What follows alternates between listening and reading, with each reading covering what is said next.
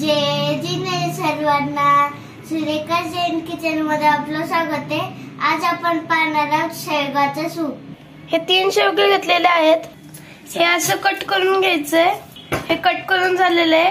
हे जे वरचं काढून घेतलेलं आहे। आता याला कुकरमध्ये शिजवायचंय। 1 ग्लास पाणी घालायचं याच्यात आणि शिजवायला ठेवायचंय। ह्याला 3 शिट्ट्या द्यायच्यात। झालेले आहेत। आता आपण हे बंद करून घेऊया। हे थंड झालेले आता आपण याला काढून घेऊया। हे थोडं थंड होऊ द्यायचंय। ह्याला वाटून घ्यायचंय। तुम्ही मिक्सर मध्ये केलं तरी चालेल।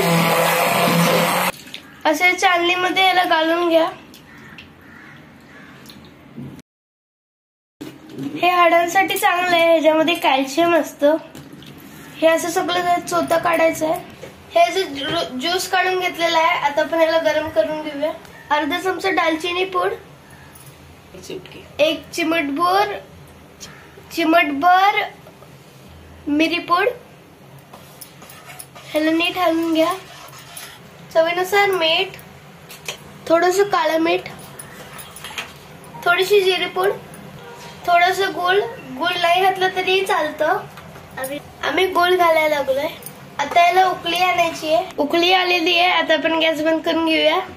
हे झालं आपलं गरमागरम पौष्टिक शेवग्याचं सूप तयार। मी एक टेस्ट करून बघतो।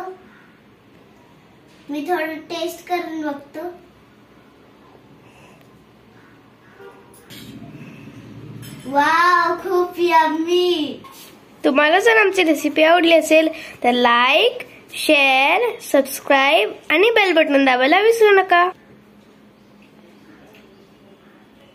लवकरच भेटू आपल्या नवीन रेसिपी सोबत। तोपर्यंत जय जिने आणि आमच्या रेसिपी पाहिल्याबद्दल धन्यवाद।